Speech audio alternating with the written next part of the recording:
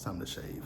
What up, B Squad? It is your boy JB, and we are here today, you guys, with another brand new review for The Real Housewives of Beverly Hills, you guys. Reunion Season 13, Reunion Part 2, you guys. So before we go ahead and get into this reunion, if you guys are watching this video or any other video on the channel, and you guys aren't subscribed yet, I need you guys to do me a solid favor and stop taking me out on this date and having me pay for it at the end of it. You guys know the routine. You can do me that favor by liking the video, subscribing to the channel, and also by turning on your post notifications, you guys. And with that out of the way, without further ado, let's go ahead and get into this episode of The Real Housewives of Beverly Hills, shall we? All right, you guys. So you guys know I said that when it comes to reunions, I'm going to watch them the day after, so that way we can watch them uncensored, and if they're extended, they're extended. So this one was an extended episode, much like last week. Now, I didn't actually watch it last night, so I don't really know where the extension was, but hey, we got an extension of this extended episode, and this one we picked up where we last left off. And you guys remember that Kyle and Dorit were having a conversation about, what happened at last season's reunion when Dorit chimed in on, the situation between Kyle and Kathy, and how Kyle basically felt like with Dorit, that Dorit basically just takes the side of she says whatever the viewers basically are feeling, right? And I said what I said last week. I believe that for Dorit, but also believe that for quite a few of these women on Beverly Hills, especially, right? I feel like a lot of them look at social media and what people are saying. Kyle looks at social media and what people are saying. Dorit looks at what people are saying on social media. I think Sutton does. I feel like Garcelle does. I feel like a good chunk of them do look at what the fans are saying on social media, and they implement it, be it good or bad, right? So if Kyle's gonna say it about Dorit, let's say it about Kyle at the same time, right? Now, what Dorit was saying to Kyle was basically, she was, when it came down to what she was saying last season, she was trying to, I guess, help the situation with, I keep saying, she was trying to help the situation with Kyle and with Kathy, right? And do I agree with her? Do I agree with that? I actually believe it. Honestly, I do. I don't think that Dorit was trying to do anything malicious at all last season. I really do think she just saw that, that was her friend, and she was also trying to say, well, Kyle, Kathy feels this way about what happened with this and this and that, especially with the Renna situation. We're not gonna forget how Renna did things last season. We're not gonna forget about it. But when they were talking, Garcelle was like, "Do you ever just say, you know what, you're right, I'm wrong?" Now, I'm going to have a different opinion than that, because you guys know I like Garcelle, but I have something that I want to say about that. If Dorit wasn't wrong, then why does she need to say to Kyle, I was wrong? What she could have said in that moment was, you know what, Kyle, I hear you, I get where you're coming from, but those weren't my intentions. Like, when I said something last season, I literally was just trying to step in, and since I'm your friend, maybe I can give, Kathy a different perspective. And even Sutton had to chime in and say, well, I think Dorit was just trying to help, because nobody else was chiming in last season. And to Dorit's defense, when Dorit did chime in last season at the reunion, you guys remember, Kyle shut that shit all the way down. So it is what it is, right? It is what it is. Now, we also talked about Kyle and her not drinking and her weight loss. And I don't get why those things are such big issues, right? Okay, she lost weight. Now, what I will say is, Kyle, you did deflect. 'Cause when Andy talked about that interview that you did, and you said nobody talks about Erica, scratch that shit. Everybody talked about Erica when we saw the trailer and when we saw her. And like when I saw Erica and doing her well, they don't do green screens. I think, well, I know Remy used to do green screens, but they film it. They do their interviews mostly in their home. But when I saw Erica doing her interview with the producers in that pink number that she had on, I was like, my God, she's lost a lot of weight. And Andy did make a valid point, because when you see a lot of these reality TV stars, and it's people in regular everyday life that are doing Wegovy and the Ozempic thing, right? You know, like I tweeted this earlier this week, like I hope that in 15 years from now, there's not gonna be one, you know, like how they talk about them, you know, people who used to work in them plants and stuff back in the day. I hope there's not gonna be a class action suit against, you know, what's this, Ozempic and all of them. But I don't think people are gonna get money from it, because you and your doctor said it was like, I have a friend, a coworker, who she didn't do Ozempic, but she did something similar to it. She's lost a lot of weight, looks great, but I was like, you know, I'm like, my God, it just wouldn't be something that I could do, right? But Kyle says she worked out, and I don't see a big deal in all of that stuff. So at one point, Kyle's like, you know, when it came to her drinking, she's like, I didn't have an alcohol problem. I didn't do this. I didn't do that. And I wasn't reckless. And Son said, well, you were reckless when it came to me. And so Kyle was like, what are you talking about, Sutton? And she was like, well, when you said that, when you implied that I had a drinking problem, Kyle said, I never said you had a drinking problem. Well, I watched the scene where y'all three were at the house. So you guys remember that scene earlier in the season when it was Dorit, Kyle, and Crystal, right? And it was Dorit who brought up Sutton putting some vodka in her coffee. Kyle didn't say anything. I get where Sutton is coming from, that she's implying things by talking about her medication and all that stuff. I get where she's coming from. I do get where she's coming from. But ultimately, it wasn't Kyle that said you had a drinking problem. It was Dorit over there who implied that you put something in your coffee. That was Dorit, not Kyle. Let's pause here and move forward, you guys. All right, you guys, so we're still on Kyle. What I did notice with Kyle was, when she was talking to Sutton, she was very defensive. And I was like, wonder why Kyle's so defensive. Then she's talking about the fact that she's been on the show since it started and she shared everything in her life. Okay, I'll let you have that, Kyle. You have shared a lot in your life. We saw your relationship with your sisters. We've saw everything on this show, right? We saw it. But this season in particular, you didn't let the purpose of, the show is supposed to show your true reality, right? You hid your reality and you then go into your interviews and you want to be tight-lipped about it. But then once we get to the end of the season, that's when you want to start talking about stuff with you and Mauricio. Like, come on, Kyle.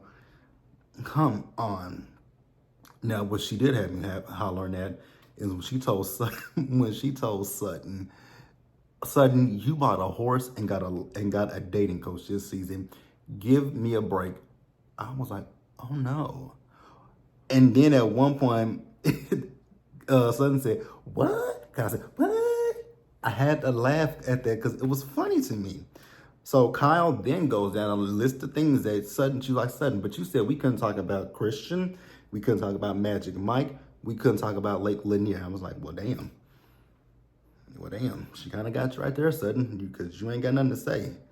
You have nothing to say. And also what I will say is Crystal, she chimed in because they were still talking about implications of Sutton having a drinking problem. And, it was Crystal who said, it wasn't really Kyle who said it. It was more so Dorit who said it. And I was like, finally, somebody seen it. It was Dorit. And so Dorit says that she doesn't have, actually, Andy asked Dorit a question, and Dorit repeated the question to Andy. And it was like, like Arcel said, most times when people repeat a question back to you, they're thinking of something. They're trying to think on it. They're trying to think. And I was like, exactly. Because like even when I do interviews, I do that so that they ask the question. I don't immediately answer the question. I will say, can you repeat the question? So that way I'm thinking whatever scenario you asked me, once you finish the question, I can then give you my response. So, but whatever, it is what it is. So they talked about Denise, right? When Denise was at their party, they talked about her and their jacket, which their jacket it was either I think it was upside down. It looked like it was upside down. It was something. They talked about Denise at the table telling Erica to watch it on the show. And Garcelle was like, I was telling her, you can't say that. And everybody was like, but we're on the show, filming the show right now, so you might as well spill it, right? Somebody clocked what I said earlier this season. I tweeted it and I said it in one of my reviews. The problem that Denise had with Erica, it had nothing to do with what she said it had to do with. What Denise had the issue with is the fact of what happened. Oh, what was that? Was that season 10? Was it season 10 or was it season 9? I don't remember. I think it was, no, it was season 10. Wasn't it season 10?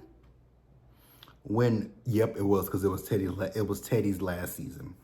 When Denise, when Brandy trash box, Brandy brought her ass back and was saying that she and Denise had, they had done this, right? Done this, and Ren of them took her side, right? And I don't know, still to this day, I still don't understand why Renna would listen to anything Brandy said when Brandy treated you. I mean, you and Brandy never got along when she was on the show. Like, you never got along with Brandy Glanville. I never understood why she believed her over someone she had been friends with for years, but neither here nor there, right? But the fans were like, she's doing that because Brandy is not on. She was really coming at Erica because Brandy's not on the show, Teddy's not on the show, and neither is Renna. And all the ladies seem to agree with that, you guys. Now we will pause here and we'll move forward, you guys. All right, you guys. So next up, we move over to BravoCon and Dorit and Erica. And you guys remember at BravoCon 2022, when Erica was asked a question, who would be the next to divorce, and she said Dorit and PK. And so they showed the package, and he was like, people have been wondering this season, with Dorit, you're not wearing the over the top labels with the name plastered all over you. I mean, she did, in one of her interviews, she had on Chanel, and it spelled out Chanel. It's like, when I look at people who buy stuff like that, I'm like, why do you, people, I feel like, well, I don't feel like it. People do that just so they can show people like, yo, I can afford these things. Look at me. I'm a walking, talking billboard for Chanel, Gucci, Hermes, things of that nature. But Dorit says that when it came down to it, the reason she changed her hair color, it was a time for a change. The labels, she still wears them and things of that nature. So, Andy's here. Right there, right? I wasn't even trying to yawn, but that's what Andy did, right? So Andy did his yawn, and Dorit was like, don't you even dare. I was like, at this point, is it Andy? Now, the first time, I think it was unintentional in 2021, so we are on season 13, so 12. So season 11 reunion when he did it, and then he did it last season. I mean, we all know Dorit is long-winded as fuck, right?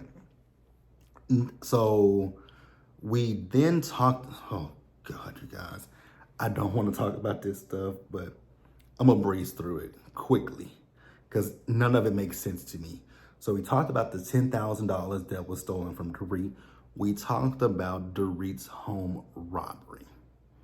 You guys know how I feel about the robbery. You guys know how I feel about it. I talked about it. So here's the thing, you guys. And I'm gonna be honest with you because remember, what season? Was it season 11? Yeah, it was season 11, right? You guys remember, this happened while the reunion was airing. If I'm not mistaken, I believe this robbery happened while the reunion was airing. Because remember, at that time, everybody like, it's time for Dorit to leave the show. And that happened, and everybody's like, damn, she got a storyline. She has a storyline. And then we got it last season, and it literally makes no sense. I'm sorry, you guys. I'm not saying that Dorit nor PK set this up, but it just is outlandish. So the people came and robbed you, but they left the biggest thing is they left your cell phone. I don't know any motherfucker that's gonna come into your house and rob you at gunpoint and say, oh, I need to have my phone so I can call my husband. And they're gonna be like, oh, okay, I'm gonna leave it at the gate for you. No, they're not gonna do that. Someone who's going to rob you, they're going to take your phone. They're not gonna take it with them, right? Because with these things, like, you can track them. Like, I mean, just think about it. You can track where you can, like, find my phone and all those features, right? Especially with an iPhone, find my phone. So all you have to do is just take her phone. Once you leave her, throw that bitch in the woods and throw that bitch in the woods. So that way it'll be a hard time for them to find it. But to just leave it at the front gate flickering for her, it makes no sense to me. Cause that,